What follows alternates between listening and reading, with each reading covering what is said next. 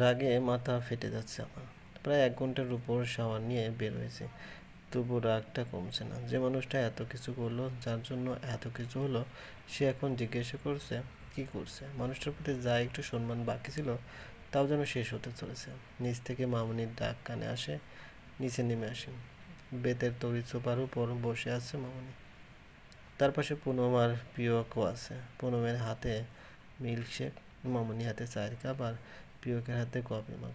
মামুনি আমাকে দেখে একটা চাপের কাপ আমার দিকে এগিয়ে দিয়ে বলল। পিয়ক বলল, মাথা ধরেছে নাকি তোর? নে এটা ধর, চাটা খেয়ে নে, দেখবি মাথা ধরাটা সব সেরে যাবে। না মামুনি, কিছু খাবো না এখন, ঠিক আছে আমি। কত ঠিক আছে জানি আমি। বস তো এখানে, চুপচাপ চাটা শেষ কর।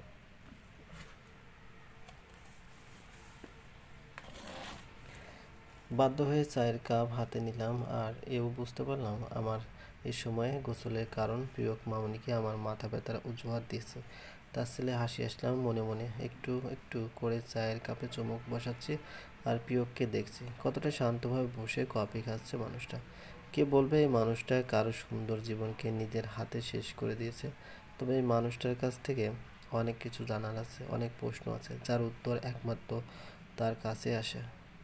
আর সেই উত্তর যে কোনো মূল্যেই আমার চাই। চা প্রায় শেষের দিকে। তখন মামুনিকে বললাম, মামুনি, আমার ফোনটা দেখেছো তুমি? কয়েকদিন ধরে পাচ্ছি না, ওটা ভেঙে গেছে, তাই ফেলে দিছি। নতুন ফোন কালকে পেয়ে যাবে। মামুনি কিছু বলার আগেই কফি মগে আর এক চুমুক দিয়ে প্রিয়ক বলল। অত্যন্ত অবাক হয়ে তাকালাম প্রিয়কের দিকে, অথচ মানুষটার এদিকে যেন কোনো ধ্যান নেই। সে তার মতো কফি খেতে ব্যস্ত। কত সহজে বলে দিল ভেঙে গেছে। যেদিন প্রিয়ক বাইরে থেকে এসেছে সেদিন থেকেই ফোনটা পাচ্ছে না। তার মানে ফোনটা প্রিয়কই সরিয়েছে। ভাবতেই মনটা আরও বেশি উঠল। সেদিক থেকে দৃষ্টি সরিয়ে মামুনির দিকে তাকিয়ে বললাম, মামুনি, তোমার ফোনটা দাও তো, আম্মির সাথে কথা বলবো। আচ্ছা, এই মায়েরটা নেওয়ার দরকার নেই, আমারটা নিয়ে যা। মামুনিকে বাধা দিয়ে প্রিয়ক তার ফোনটা আমার দিকে এগিয়ে দিতে দিতে কথাটা বলল। রাগ লাগছিল খুব। মামুনির সামনে কোনো প্রতিক্রিয়া দেখাতে চাইনি, তাই ফোনটা নিয়ে উপরে চলে আসি। আসার সময় মামুনিকে আসছি বলে এসেছি, তবে প্রিয়ককে কিছু বলার প্রয়োজন মনে করিনি। তবে তার দৃষ্টি যে আমার যাওয়ার পানে ছিল তা বুঝতে অসুবিধা হলো না। রুমে এসে আগে মায়ের নাম্বারে ফোন দেওয়ার জন্য ফোন অন করতে দেখলাম লক দেওয়া। প্রিয়ক না খুলেই আমার কাছে ফোন দেওয়ার জন্য রাগ হলো খুব। দু একবার চেষ্টা করেও যখন খুলতে পারলাম না, তখন পিছন থেকে আওয়াজ এলো, উল্টাপাল্টা পাসওয়ার্ড দিয়ে ট্রাই না করে সঠিকটা দিলেই তো খুলে যায়। তোর দেওয়া পাসওয়ার্ডটাই আছে। প্রিয়কের কথায় চরম মাত্রায় অবাক হলাম। আজ থেকে আরও 4 বছর আগে ভাইয়া যখন নতুন ফোন কিনে, তখন ফোনটা সবার প্রথম আমি হাতে নিয়েছিলাম। দুষ্টুমি করে আমার নাম লিখে পাসওয়ার্ড দিয়ে দিই। ভাইয়া তা দেখে আমাকে কিছুই বলেনি, শুধু মুচকি হেসেছিল শুধু। কিন্তু এটা তো সেই ফোন নয়, অন্য আরেকটা। লক স্ক্রিনে আমার নাম লিখতেই তা আনলক হয়ে যায়। একটু বেশি অবাক হয়ে আমি প্রিয়কের দিকে তাকাতে দেখলাম হালকা হাসির রেখা ফুটে আছে, যেন চোখে আসছে মনে হলো। আমি কিছু না বলেই আম্মিকে ফোন দিলাম, আর প্রিয়ক যেভাবে এসেছিল সেভাবেই নিচে চলে যায়।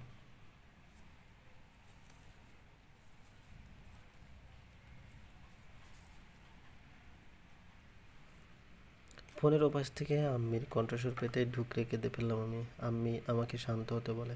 পাগল মেয়ে আমার, এভাবে কাঁদে নাকি কেউ? চুপ যা তো আমার লক্ষ্মী।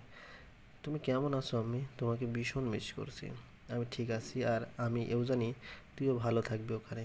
ওখানে যে তোর আর এক মা আছে। হুম আম্মি, কিন্তু ভাইয়াকে যখন দেখি রাগে আগুন জ্বলে, মনে হয় করে ফেলি তাকে। শান্ত হ। আমার মেয়েটা এত অধৈর্য কবে হলো যে ধৈর্য ধরে সব কিছু সামলায়, একদিনে এতটা ধৈর্যহারা হয়ে গেল? আমি তাকে দেখলে মাথা ঠিক থাকে না আমার। অধৈর্য হইস না মা, অধৈর্য হইস না মা আমার, একটু সবর কর। আর প্রিয়ককে জিজ্ঞেস করেছিলি কেন করেছিল এমনটা? সে কিছু বলেছে? না আম্মি, আমি কিছু জিজ্ঞাসা করিনি। তার সাথে কথা বলার বিন্দুমাত্র ইচ্ছা নেই আমার। জানি রে, তবু বলতে তো হবেই। আমিও যে জানতে চাই আমার ফুলের মতো পবিত্র মেয়েটার গায়ে কেন মিথ্যে কলঙ্কের দাগ লাগিয়ে গেল, কেন এবার তোকে বিয়ে করলো। আচ্ছা আমি সময় সুযোগ বুঝে জানতে চাইবো। ঠিক আছে, মন খারাপ করবি না একদম। নিজেকে শক্ত করে রাখবি, মায়ের মতো দুর্বল হবি না একদম। হুম।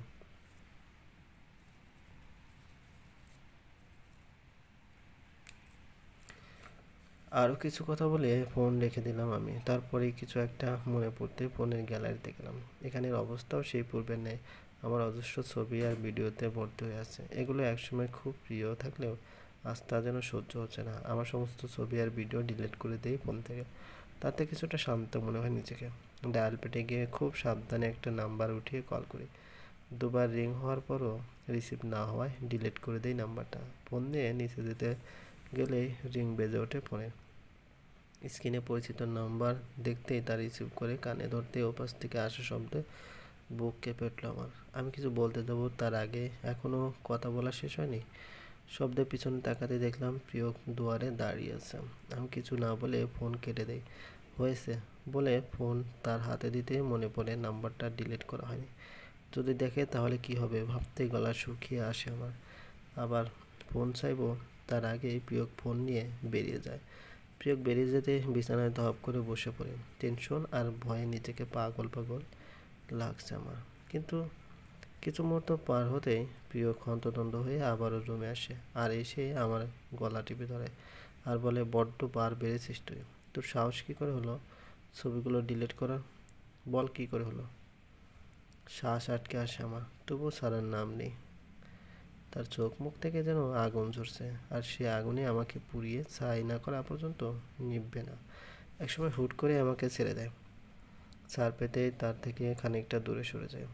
বার কয়েক জোরে জোরে শ্বাস টানতে থাকি। সেই সাথে কাশি তো আছে। প্রিয়ক আমার দিকে আবারও অগ্রসর হতে নিলেই নিজেকে গুটিয়ে নিই। তবে এবার তার চোখে রাগ নয়, যেন কষ্ট দেখতে পেলাম আমি। বাট সেটা কিসের কষ্ট? আমার এই অবস্থা দেখে নাকি আমাকে শেষ করতে না পারে? উত্তর পেলাম না কোনো। এর মাঝে প্রিয়ক আমার তার বুকে জড়িয়ে নেয়। আমি ছাড়াতে গেলে শুনতে পাই, I am sorry Priyota, I am really sorry. বিশ্বাস কর, তোকে কষ্ট দিতে চাইনি।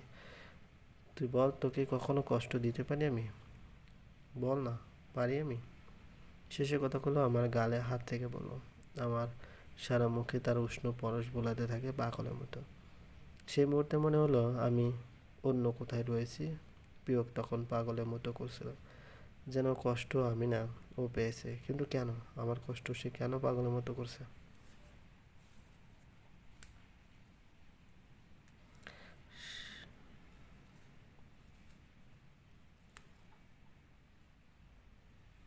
সারাদিন নিজের উত্তাপে পুরো ধরণীকে উত্তপ্ত করে রাখলেও সন্ধ্যা নামলেই যেন নিজের আড়ালে লুকিয়ে ফেলে দূর আকাশে থাকা নক্ষত্রটি। সে সময় প্রকৃতি সেজে ওঠে অন্যরকম এক সৌন্দর্যে। একসময় তার রূপ নিতে থাকে কালো আধারে, সে আধারকে আবার আলোকিত করতে উদয় হয় অন্য আরেকটি গ্রহ।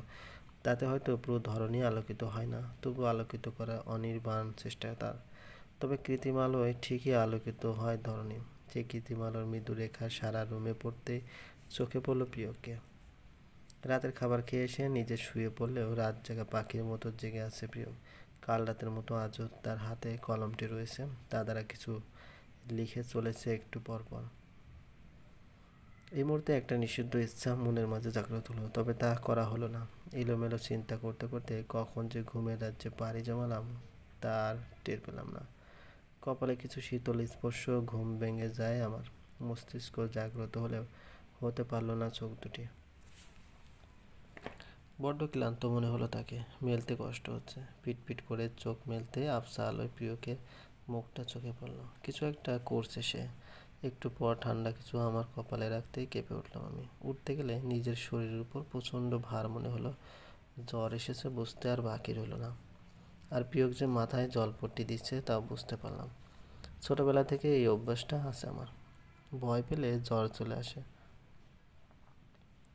সন্ধ্যায় প্রিয়কের হুট করে অমন করায় যে ভয় পেয়েছিলাম, এটা তারই পরিণাম। প্রিয়কে কিছু বলতে চাইলেও কণ্ঠস্বর থেকে কোনো ধ্বনি বেরোল না। শুধু ঠোঁট নাড়াতে পারলাম। তাতে প্রিয়ক কি বুঝলো কে জানে। তবে আমাকে বললো, কথা বলিস না, চুপ করে শুয়ে থাক, ঠিক হয়ে যাবে। প্রিয়কের কণ্ঠস্বর অন্যরকম ছিল। অনেকক্ষণ কান্না করলে বা জোর করে কান্না আটকে রাখলে যেমন শোনা যায়, ঠিক তেমন মস্তিষ্কের স্নায়ুকোষে অন্যরকম আলোড়ন সৃষ্টি হতে লাগলো। চলবে।